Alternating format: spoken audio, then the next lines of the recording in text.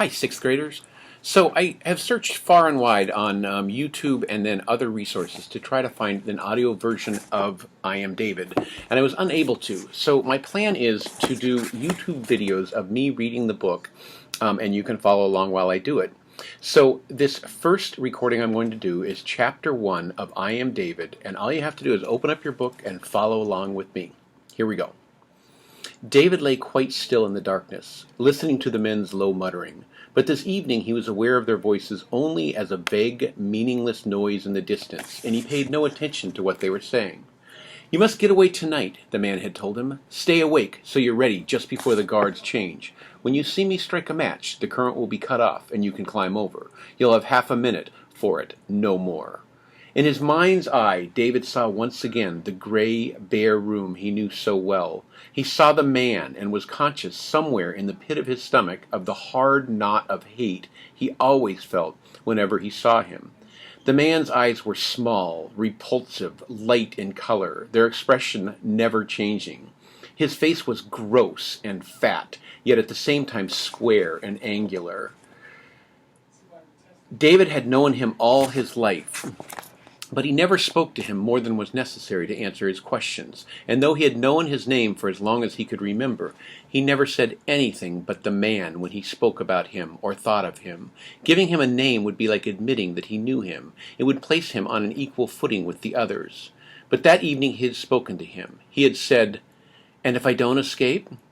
The man had shrugged his shoulders. "That'll be none of my business. I have to leave here tomorrow, and whatever my successor may decide to do about you, I shan't be able to interfere. But you'll soon be a big lad, and there's need in a good many places for those strong enough to work. Of course, he may think that you aren't yet big enough, but that it's still worth feeding you here." David knew only too well that those other places would not be any better than the camp where he was now. "And if I get away without being caught, what then?" he had asked. "Just by the big tree in the thicket that lies on the road out to the mines, you'll find a bottle of water and a compass. Follow the compass southward till you get to Salonika, and then, when no one's looking, go on board a ship and hide. You'll have to stay hidden while the ship's at sea, and you'll need the water then. Find a ship that's bound for Italy, and when you get there, go north till you come to a country called Denmark. You'll be safe there."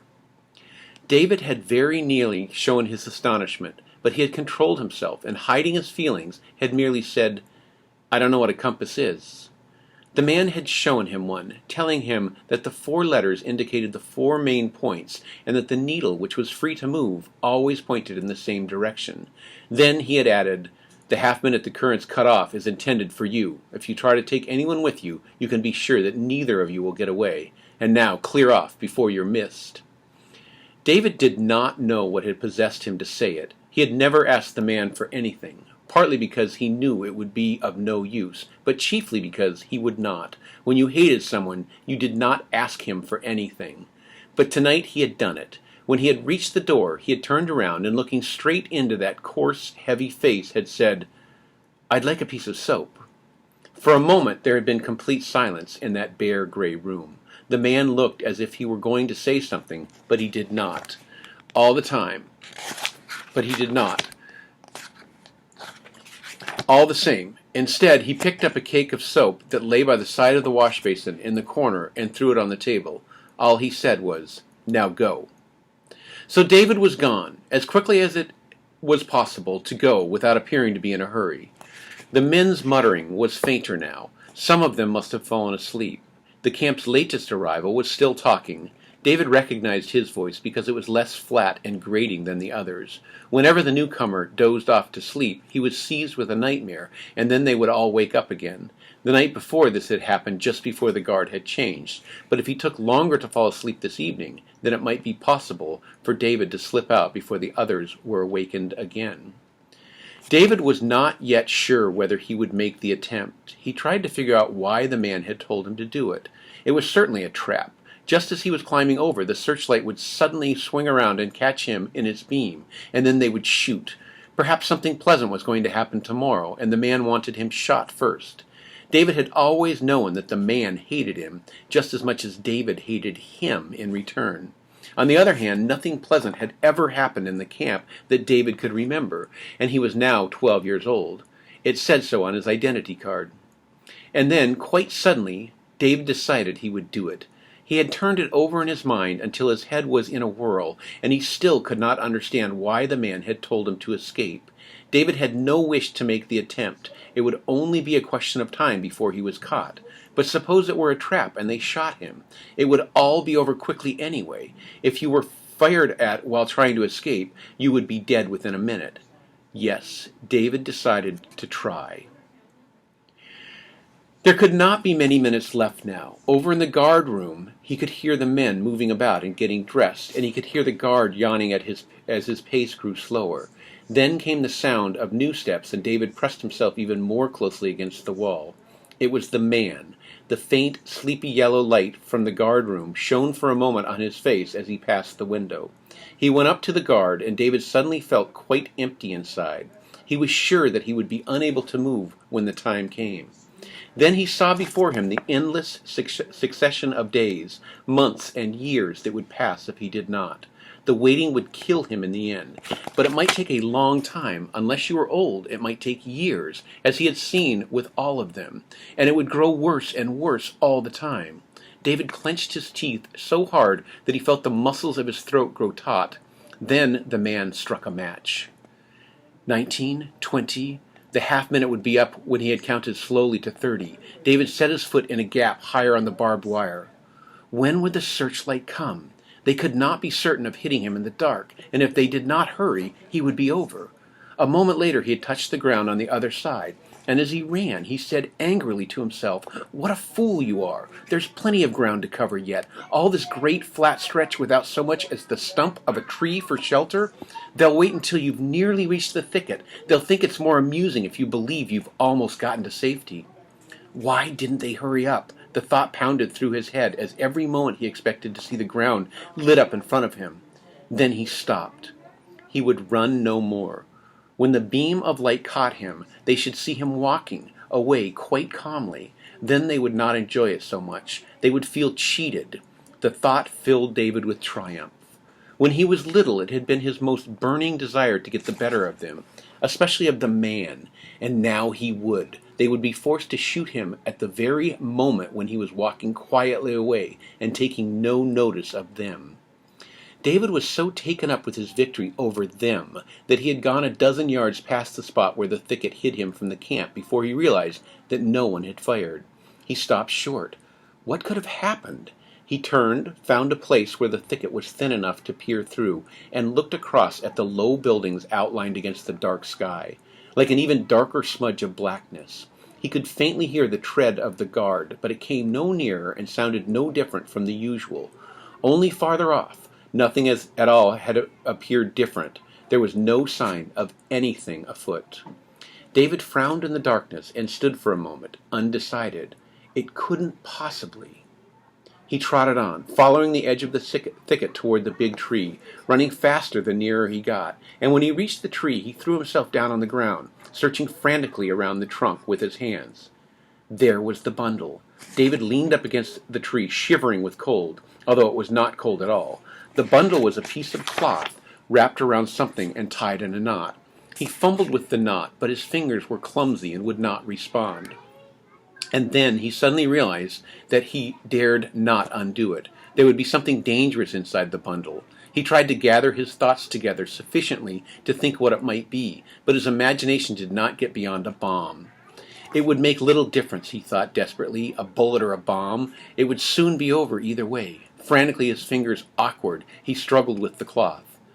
But there was no bomb in the cloth. It was a square handkerchief tied crisscross over a bottle of water and a compass, just as the man had said. The thought now occurred to David for the first time that he might simply have walked past the bundle. He was quite alone. Nobody was there to make him pick it up. He barely managed to turn aside before he was sick. Afterward, he felt carefully all around the square-shaped bundle. A bottle, a compass. There was something else. David's eyes had grown accustomed to the darkness. In the bundle, there was also a box of matches, a large loaf of bread, and a pocket knife. So the man had intended him to escape after all. He would send out a search party in the morning, but not before. The night was his, and it was up to him to make the most of it. All this had taken only a few minutes, but to David it felt like hours. His hand closed tightly around the soap. He had not let go of it for a moment since he first got it. He recalled the hours he had spent that evening lying on his plank bed, listening to the muttered conversation of the men and thinking over what the man had said. He remembered, too, that it would be only a matter of time before he was caught again, but that, like everything else, no longer seemed important. All that mattered now were his bundle and the freedom of the night that lay ahead. Slowly he tucked the piece of soap into a corner of the handkerchief, laid the bottle, bread, and knife on top, tied the ends together, took a firm grip on the knot, and looked at the compass in his hand. Then he ran. When he looked back afterward, all he could recall of the 5 days that followed was running and looking all the time at the compass to make sure he was traveling in the right direction. Every night he ran, and he ran all night long. Once he slipped into a water hole, and the mud caked on him as it dried. Once he was so torn by branches that blood oozed from the scratches on his face, hands, and legs. He would never forget that night. He had come to a close thicket of thorn bushes, and the needle indicated that he should go straight through it. He had hesitated a moment, and then tried running a few yards along the edge of it, but the compass needle immediately swung around. Perhaps he could have recovered his direction a bit farther on, but he knew so little about compasses that he dared not risk it, and so he plunged into the thicket, elbow up to protect his face. The first branch that struck him hurt painfully, and so did the first gash along his arm, but after that he noticed nothing and just crashed his way through. The nights were usually completely quiet, but that night he could hear a whimpering moan the whole time. Not until afterward did he realize that the sound had come from himself. He ran all the time, sometimes fairly slowly, so that it took him hours to go a short way, sometimes so quickly that he felt his blood pounding. Every morning, with the first glimmer of daylight, he lay down to sleep. It was not very difficult to find somewhere to sleep in that sparsely inhabited district. David had no idea what the countryside looked like. For him, it was only a place where he must run through the night and hide by day. The 2 other incidents remained in his memory. They were moments when fear grew to a sharp-pointed terror that seemed to pierce him right through. The first one happened just as it was growing dark one evening. David was awakened by something warm and hairy touching his hand. He lay still, tense with fear. It was some minutes before he could bring himself to turn his head, and then he saw a sheep. But it spelled danger nevertheless, for where there are sheep, there must also be people not far away, and that evening David did not stop to recover his breath for some hours afterward. Yet he was glad enough to come across more sheep later that night. David was used to hard work and satisfied with very little food, and he had been as sparing as he could with the bread and water. But after 2 whole days the bottle was empty and the bread eaten. He could manage without bread, but it was dreadful to be so thirsty. In the end, he could think of hardly anything but water. But where was he to get it? At that point he almost stumbled over 2 shepherds who lay asleep on the ground, wrapped in their cloaks. His heart, which had been thumping so loudly all through the night, missed a beat, so terror-stricken was he. But he stopped himself just in time. Bare feet made no noise, and the 2 men had heard nothing. David was about to step back, slowly and cautiously, when he caught sight of the moonlight, of a bucket with a lid and the embers of a burned-down fire. Food. And where there was food, there was probably water too. That night David went no farther. He kept watch till daybreak, far enough off to give him a chance to escape, should that prove necessary, and yet near enough to be back in a moment, as soon as the 2 shepherds were out of sight in the morning. There was little doubt that this was their regular camping place for the night, for they left their bundles and the bucket behind. Perhaps they would soon be back, but that was a risk David decided he must take. Without food, or at least without water, he would not be able to last many more hours. He was familiar enough from his experiences in the camp with what happened when a man was left without food and water. What had nearly proved a catastrophe ended as a stroke of good fortune. There was some soup left in the bucket, and in one of the bundles he found a chunk of bread. He broke the bread unevenly, leaving a small piece behind. Then he filled his bottle with soup. He replaced the lid and knocked it off again with his elbow. He did not know whether sheep ate bread and soup, but if they did, he wanted to make it look as if they had been there. After that night he took care to run at a more even pace and to stop more often, but for shorter periods to recover his breath. He must not again risk being so tired that he saw nothing and stumbled on blindly. David edged cautiously forward on his stomach. It was the second time he had found himself close to a town, and for the second time the compass was directing him to cross a main road. He dared not disobey it. It was almost as if some part of the man himself were traveling with him. He ought to have asked how long it would take him to reach Salonika. He had only 2 mouthfuls of soup left now, and a single bite of bread. And there were people about. That meant he had not nearly so much of the night at his disposal. He would have to wait until they had gone to bed. He told himself that he should have known all along he would occasionally come across the town. He forced himself to lie absolutely still, but he was not sleepy any longer, and when he was not sleepy, lying still became almost unbearable, for then it was difficult not to think, and David knew that he must not think. He had learned that then. The only thing to do was to take no notice. You could look and listen, but you must not let what you heard or saw penetrate your thoughts. You must not let your thoughts dwell upon anything more important than whether it would rain or turn out fine, whether you had long to wait for your next meal or when the guard would be changed. You must not be too interested in those things either. You must merely make use of them to fill your thoughts and prevent other things from slipping into your mind. Since the evening of his escape, the things he had formerly occupied his thoughts with were no longer there. But others had taken their place, hurrying along as fast as possible during the night, stopping as soon as the darkness began to lift so that he could find a good hiding place before day broke, looking after his bundle and avoiding the temptation of taking an extra bite or another drop to drink, going in the right direction all the time, so that the compass needle did not shift its position. These things served to fill his thoughts, to the exclusion of other matters. But when it came to lying still, and yet being wide awake, that was dangerous.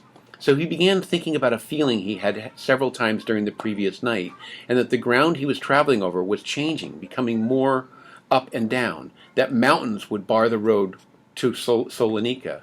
Don't think. Don't think. David clenched his hands, gripping a tuft of grass. He mustn't think at all, for if he did, there was only one thing to think about, that he would not be able to run any farther, that he would have to wait far too long before he was captured. Why had they not caught him the night he crossed the bridge? He could not swim, and so the bridge had been his only way over the river, and he had been quite sure he would be caught there. Yes, that had been the only restful moment in all those long days and nights, crossing that bridge and feeling certain they would catch him. But no one had come. David's feet were no longer part of him. When he himself cared no more, his feet followed their own path independently, stealing along noiselessly, surely, guiding his body so that he kept to the shadows and avoided obstacles, stopping him in time or urging him on whenever he felt he would rather lie down and wait till he was caught. And his feet had carried him over the bridge. He clenched his teeth. "Salonika," he whispered, and went on repeating the word over and over again to himself, until it seemed to fill his brain. "Go south till you reach Salonika. Think of nothing else yet." At that moment, the sound of a car pulling up caused him to stiffen. Was he far enough from the road? Then he heard voices. He was so terrified that he nearly jumped out of his skin. He was quite unused to the sound of voices by this time. The last he had heard were the guards and the man's. But these were different, and they were coming nearer. David relaxed completely so that he would make as little noise as possible, and as he did so, he thought that in a moment all would be over. Everything. The men sat down a little way off and lit cigarettes, and it gradually dawned upon David that they were not looking for him at all. He began to listen to what they were saying. He found it difficult to follow them since their speech differed from the man's, but after a while David was able to distinguish words that were familiar to him. They drove a delivery truck, like the men who brought supplies to the camp, where no one stopped them or interfered with them. They were arguing now, but with no great heat. One of them wanted to drive on, and the other wanted to visit someone first in the town David had seen nearby. In the end, he got his way. The first man said he would go with him, but only for half an hour, and it was a long way home. Like an echo of his own thoughts, David caught the word Salonika. The next thing he was fully aware of was that he was sitting in the truck as it began to move off. The men had driven toward the town, and David had allowed his feet to carry him mechanically after the truck. It had stopped on the outskirts of the town, and when the men had disappeared into the house, David's feet had gathered speed until he had reached it. And now he had a lift. There had been lights in the houses, but no one had seen him. The truck door had been locked, and although the back of the truck was well filled with packing crates, there was room enough for David to squeeze down between two of them and squat on the floor. And now he was on his way. It was pitch dark inside, both because it was nighttime and because the packing cases covered the little window in the partition that separated the back of the truck from the cab where the men were sitting. And even if they opened the door from the outside, they would not be able to see David without moving all the packing cases. It was a strange feeling, sitting quite still and being carried along. David had seen cars and trucks, but he had never ridden in one, nor in any kind of vehicle, and just as it occurred to him that he had no idea how he was going to get out again, he began to feel sleepy, dreadfully sleepy. He strove to keep awake as long as he could, but the even purr of the engine and the swaying and jolting of the truck proved too much. He was asleep. He had no idea how long he slept. He woke because the engine sounded different, as if it were starting up, but surely it could not have been very long. He had lost the habit of sleeping at night. With infinite care and almost imperceptibly small jerks, he pushed aside the packing case nearest the cab where the men were sitting, and he had soon made a narrow opening through which, when he put one eye to it, he could see a strip of the little window. No, it was still night. It was dark, where the men were sitting too. If he could only get out before it was day, before they opened the truck and found him. He suddenly knew what it felt like to be in one of the cells they had talked about in the camp, locked in, doubled up in the inky blackness without being able to move, without being able to die. "Johannes," he whispered, "Johannes." For 3 whole winters and summers, ever since he was small, he had known that he must not allow himself to think, and above all, that he must never think about Johannes. And now he had done it. David let his head sink upon his chest and tried to fight against the flood of memory that poured over him, the terror, the hatred, the frightening questions that burned like fire within him. And through it all, Johannes, Johannes smiling, Johannes who, even if his voice had grown lifeless and grating, like the others, had never changed inside himself. Johannes, to whom you could say anything, and Johannes, who at last had fallen to the ground and remained lying there, and was dead. Never since that day had David thought about him. That night, when they were all in bed, he had gone out into the yard and looked at the spot where Johannes had fallen.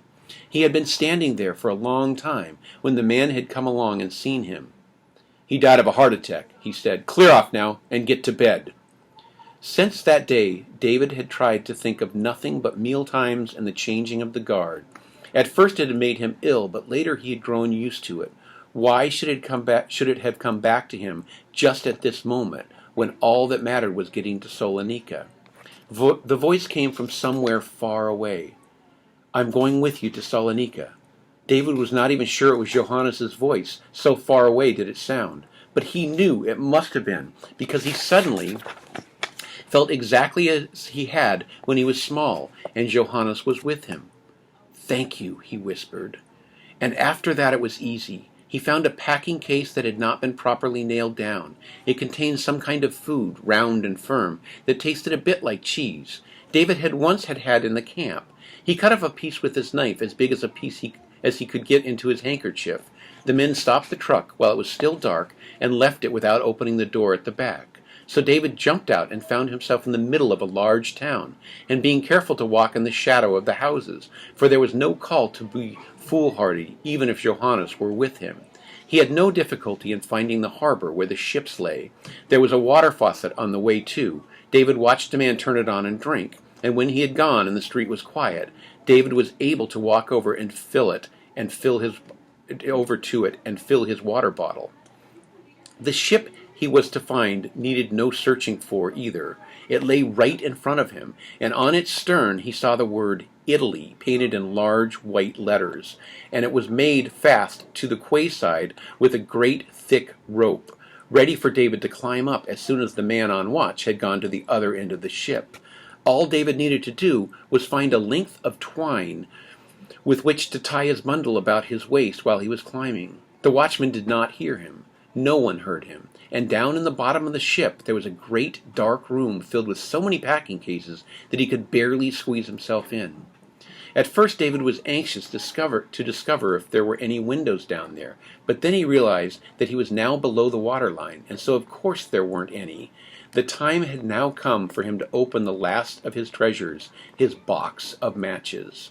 He took care to shield the flame with his hands, as he had often seen the camp guards do, and to use no more than 1 or 2 matches, since he must be sparing with them. He saw case after case stacked right up to the deck above, and there were sacks as well. He found a corner where there were only a couple of sacks, and there he could stay well hidden, even if someone came into the hold. But that was hardly likely to happen, not before they reached Italy. The sacks and cases were all clearly bound for Italy. Just as the second match died out, David caught sight of a large, half-filled bottle standing on the edge of a case. He put his bundle down on the sack, stretched on tiptoe to reach it, uncorked it, and thrust his finger inside the neck. He sniffed his finger cautiously. It smelled a little strong, but not unpleasant. Perhaps he could drink it. David took the bottle down and settled himself comfortably on his sacks. It would be a good thing to have if he were to be at sea for any length of time. The noise of the engines woke David, but not until the ship was well under way did he lose the strange dreamlike sensation that he had been with him ever since the moment in the truck when he had suddenly recalled Johannes. Then he knew what had happened. Sitting bolt upright on his sack, his eyes at first wide open and then closed in the darkness, he knew that Johannes was no longer with him. He had stayed behind in Salonika. David struggled with all his might against the fear that grew within him. He told himself over and over again, he promised nothing more. He only said he would stay with me till we got to Salonika. But it did not help. All the coldness and darkness and infinite loneliness of the world filled David's mind until it seemed ready to burst. Then he knew no more. And so the days passed. David lost count of them, for it was dark all the time, and there was nothing to distinguish day from night. Once, when he woke, he picked up the strange bottle by mistake for his own, and after he took a drink from it, every time staying awake any longer grew too much for him, for he discovered that drinking from it very soon made him feel sleepy. It tasted good, too, a little strong perhaps, but not unpleasant, and then he could sleep a while longer. Sometimes he told himself that he had only to scramble over to the door, open it, and go up the steps till he met someone, and all his troubles would be over. He wished desperately that he could put an end to his existence, but his feet would not budge. His legs refused to carry him the little distance he had to go before he could give himself up. He wanted to do it, but his body would not take him. When at last he was discovered, he was taken completely by surprise. He woke up to hear a voice just above his head saying, "Mamma mia, what are you doing here?" David jumped up like lightning, but made no attempt to run. The man had very black hair, like all Italians. "Nothing," answered David, in Italian.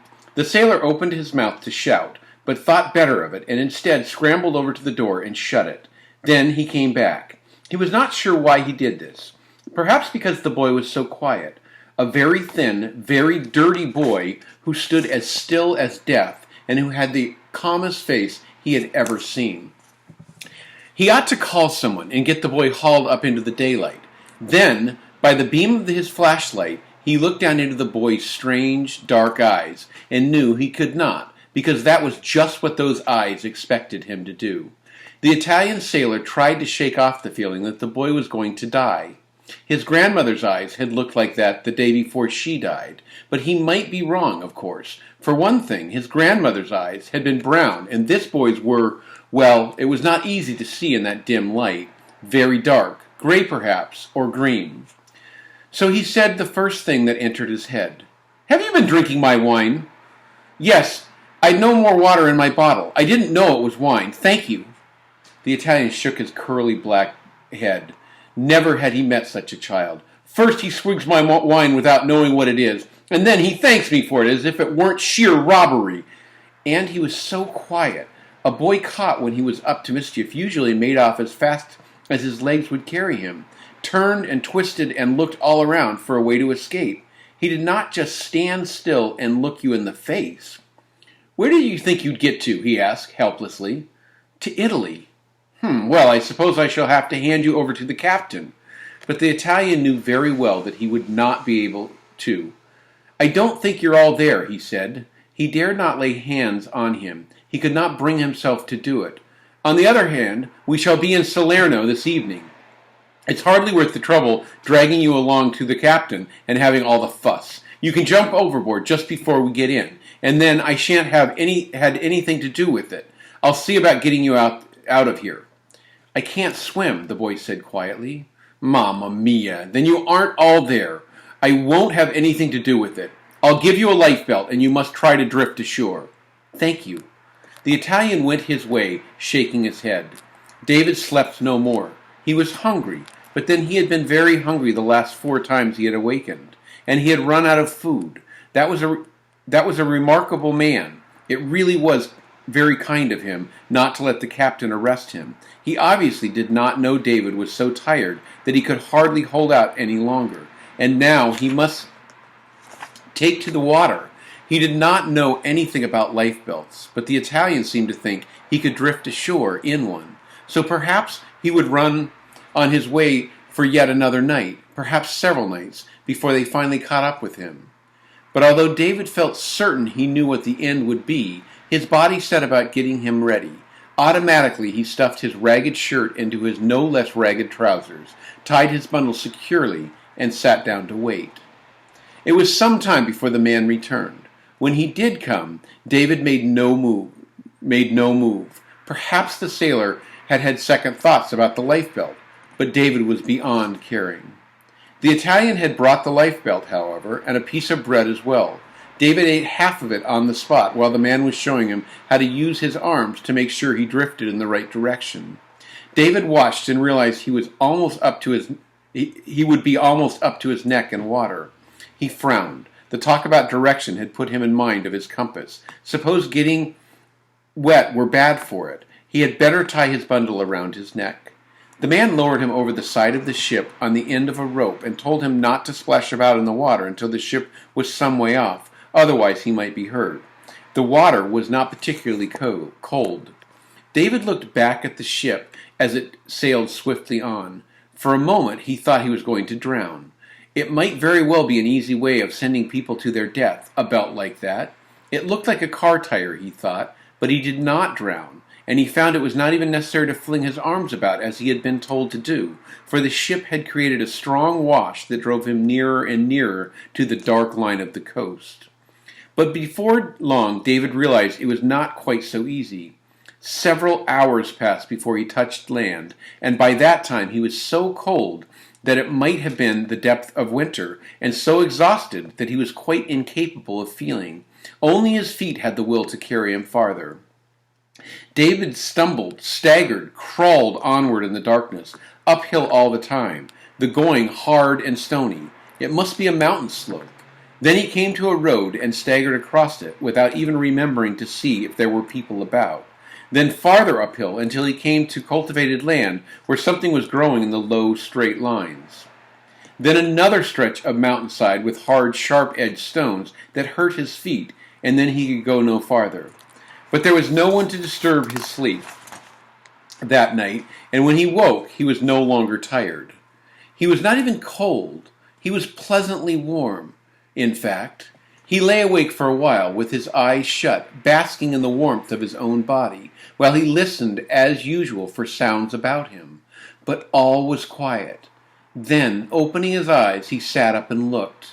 David was not used to bright color. He was familiar only with the various tones of gray and brown, and of course the blue of the sky. Well, yes, he had once seen a little red flower that had strayed inside the camp wall. Apart from that, color was something he had only heard of. He had seen only a pale and muddied reflection of it in the ugliness of the camp and the equally ugly quarters of the guards. He did not know how long he stayed there on the mountainside, sitting motionless, just gazing. Only when everything grew strangely misty did he discover that he was crying. Far below him lay the sea, a sea bluer than any sky he had ever seen. The land curved in and out along its edges, in and out, up and down, all green and golden, with here and there the red of flowers, too far off to be clearly seen. Down by the sea a road ran along the foot of the mountain, and near it lay occasional villages whose bright colors were dazzling. There were trees with many changing tints of green, and over it all shone the warming sun, not white hot and spiteful and scorching, as the sun had shone upon the camp in the summertime, but with a warm, golden loveliness. Beauty. David had once heard Johannes use the word. It must have been something like this he meant. Perhaps that was why he had come back and gone with him to Salonika, so that he, David, could sail across the sea till he came to a land of beauty. His tears continued to flow, faster and faster, and he brushed them angrily away so that the mist before his eyes should not veil that beauty from him. Suddenly he knew that he did not want to die. He did not want to be caught. He did not want to die. His legs had carried him to the place where the truck stood waiting, and when the weight of the loneliness had grown too much for him, Johannes had kept him company to Salonika. The strange man with the black head of hair had helped him to reach land with a lifebelt. And now that he had come to this place of beauty, he no longer wanted to die. He wanted to live. That's the end of chapter 1. Thank you.